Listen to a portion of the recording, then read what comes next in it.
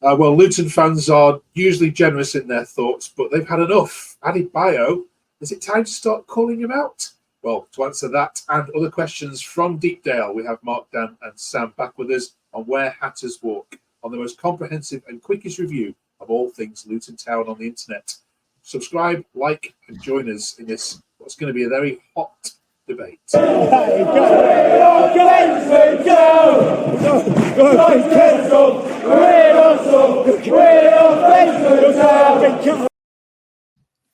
Welcome back to Where Hatters Walk, Mark, Sam and Dan. If you haven't yet subscribed, please do so. We love making this content for you. This is, as I say, the most compact and quickest review of all things Luton.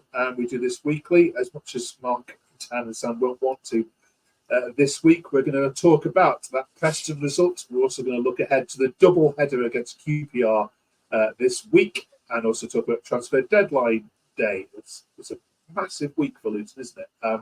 Let's get straight into it then, Mark. I've got lots of criticisms to show you from social media, Mark. But were there any positives to take away from Deepdale? I mean, obviously you look at the game like a lot clearer when you've had a couple of days to sort of like look back on it, and the general play is good. It's just the cutting edge that we're lacking to just basically create the chances and take them. I felt we're playing Preston at a time. They hadn't scored in 7 games. They're on the 3rd manager. I just felt it was important that we got the first goal and maybe the quiet in the crowd. But yeah, they scored just before half time, and I'd say it's frustrating. It's frustrating that we didn't take anything from it. The general play deserves something, but it's, as we all know, it's all about putting the ball in the back of the net, and which we failed to do. The effort and the endeavour is still there, though, Mark, isn't it? Some fans are starting to question some players' mentality. Absolutely. I mean, don't know if everyone agrees with me, but you can't question the effort and the commitment. You could tell they're trying, and how gutted they were at the end that their efforts didn't get anything from it. But I suppose from my point of view, it's, do we work the keeper hard enough? The chances we create. John Clark had a brilliant chance second half, but yeah, the general play was good, but I just feel like just lacking a bit in the final third. Here's some of the takes, and I'm going to go through these one by one, if that's okay with you, because some of them, for the first time, I've started to see a little bit of criticism creeping into Luton. I think you've been very patient fan so far, but I don't think the fans were too happy, and rightfully so, against Preston. The first one, and this is one which is echoed by a few, Dan, was, can I criticise Adebayo for dropping his 3rd 0 out of 10 of the season, or will the happy buffers have me? Can you understand, Dan, the criticism that Adebayo's getting, or is that all nonsense? Bit of both. I think strikers are always going to be judged on goals, and because he hasn't scored yet, I think that's starting to play on people's minds a little bit, and he tends to get a lot of criticism when he goes on these dry runs, which, you know, it's not new to him. It does happen and has happened, probably will happen again. But, you know, I've played up front myself in parks football, and any striker will tell you that you need a goal to get your confidence. And I think that's all it is, really. I don't think, from what I've seen so far this season, he hasn't really been getting the service so much either. When he had a few chances at Portsmouth, which on another day he'll score those. So when he's been getting the service, he's been putting the efforts in. But I just think he needs a goal and he'll get going again. So I think it's a bit. He's certainly not immune for criticism, certainly not. But I think it is a bit harsh to say he's given a 0 out of 10, because I don't think any Luton player's done that at all. I think that part's ridiculous, but the rest of it's fair. And then there was a response to that, Sam, which said 100% agree. Been saying this. Fulham last day, Celta Vigo in the 3 league games. He has barely moved.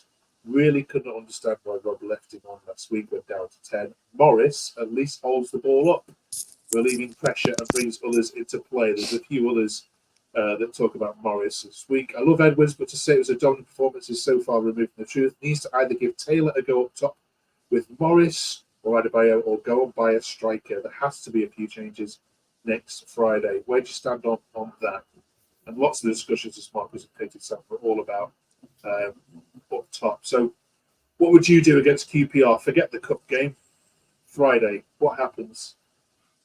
I think there's some talk among Luton fans of changing to 2 up top, since we've scored 1 goal in 3 in these first 3 games, and the attack doesn't look quite as good as it did last season. I know last season we played 3, but we got promoted with 2 men up top, and Morris also doesn't really look as comfortable out wide, and so I think 2 men up top. It could be Morris and Elijah, or it could be Morris and Taylor, or Elijah and Taylor. But I think they need to. I think maybe a small change in the system is needed. Mark, just to carry on this theme, and I could have chosen another sort of 50 on this. Mike Donny says our front 2 are miles off. Sorry, but piling the responsibility onto Joe Taylor isn't the answer. We need a quality striker. Morris could hardly run for a ball second half. He was injured, and EA isn't at it. But Benny isn't the same after injury this season.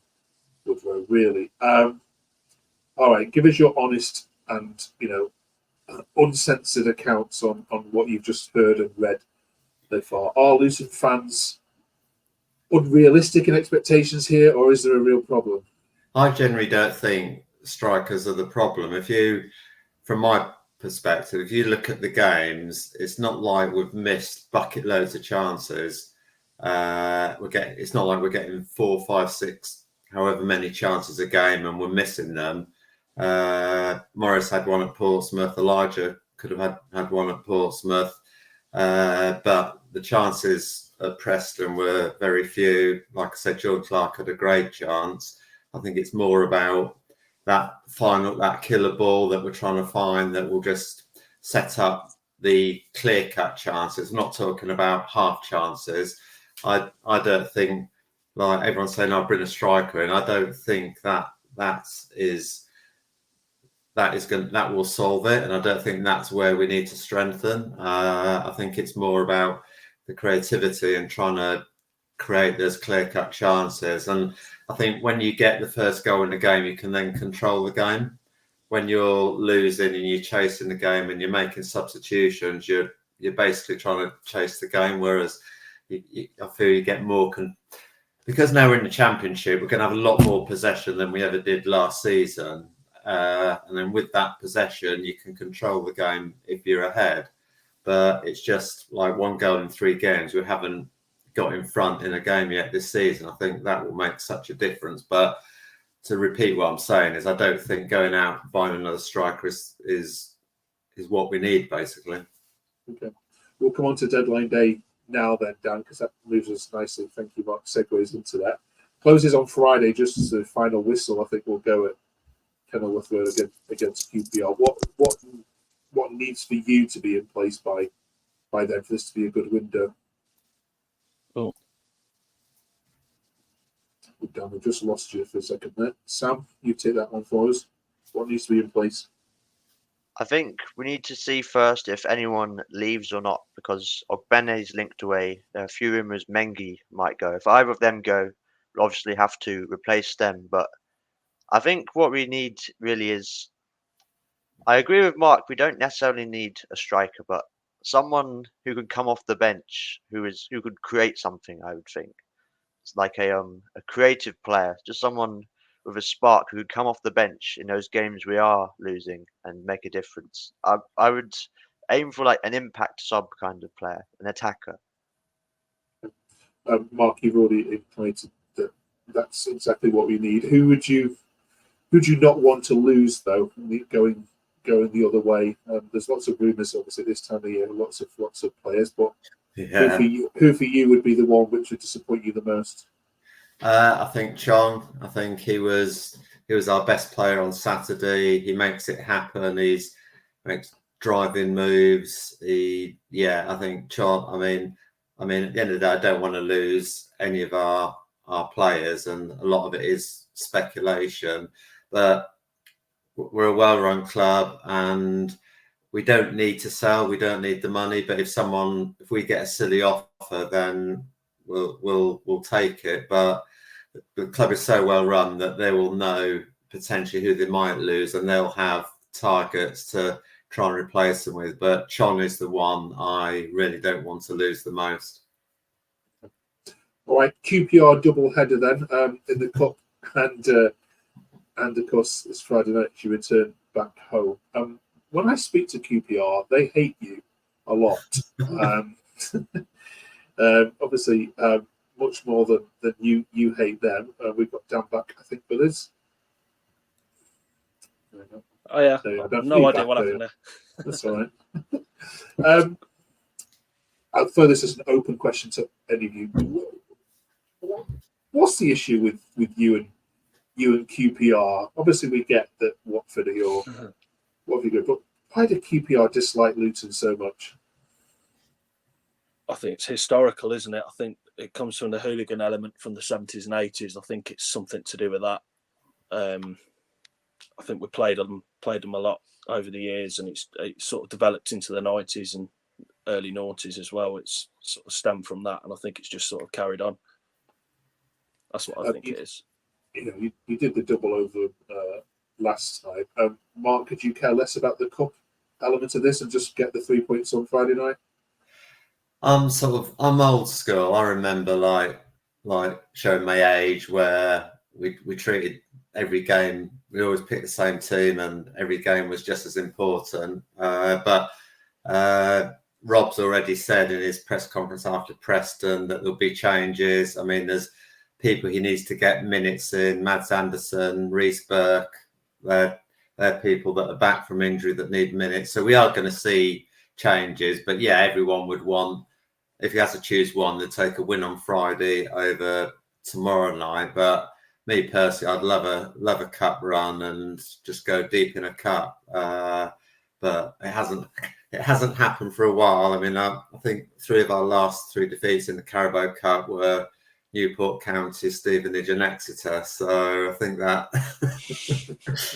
you can tell that I'm not overly confident about tomorrow, but it's a chance for people to show, given an opportunity. And yeah, I mean, we obviously don't know if Joe Taylor's staying or going out on loan, but I would start him tomorrow if he's going to stay. Again, just a question to you all. I mentioned for the first time this week, I'm picking up on some negativity around Luton Town fans. It doesn't help, I'm guessing, that Watford are doing that well and are goading you lot. I can't imagine that's going to stay for a long time. But there is no danger. I'll come to you, Sam, actually, first on this. There's no danger that Luton are going to be in this position, are they, for much longer this season? We aren't talking about Luton being anywhere near a relegation issue, are we? If the worst that will come to it is that this will be a mid-table season of rebuilding, won't it? Yeah, I think so. I think the quality of our players should steer us away from any relegation fight. I think we just need to sort a few things out tactically and just get our bearings. And obviously, we need to start scoring again, because we scored a lot last season, even in the Premier League, and seem to have lost that so far this season. I think Luton have been unlucky myself. Let's put it into context. You played a Burnley side before all the squad got absolutely decimated this week. You played Portsmouth away from home in their first home game and got a man sent off. And you played a Preston side that just appointed a brand new manager. So the timetabling of your fixtures has been unkind to you. So no excuses though this Friday, Dan. Yeah, QPR win, 3 points is a must. Otherwise, we will start worrying. I think, well, I mean, if you've seen from the majority of our fan base online that a lot of them are starting to panic already. But like you just said, the opening 3 fixtures without what we've seen already happening, the opening 3 or 4 fixtures, they were always going to be tough. There's no easy game in this league, obviously, but those in particular are very, very tough places to go, tough teams to play. But you're right, there's no excuses really. Friday, we've got to use the cup game, as Mark said, to sort of put minutes into players that need it, people coming back from injury, and then see where we're at on Friday in terms of whether people are going or coming in or whatever. I don't think there'll be too many coming in now because we seem to have signed a few in the week. But yeah, we'll see where we're at after tomorrow's game. But I expect to go full throttle at QPR on Friday, definitely. Brilliant. All right, we will chat more about Liam Walsh and others that join you next week. Thanks for joining us on Where Hatters Walk. Drop us a like and subscribe if you haven't done already, and we will see you on the other side of the QPR doubleheader. We'll talk more about that next week. Thank you, Mark. Thank you, Sam. Thank you, Dan. Thank you. Cheers. Thank you, Thank Mark. you.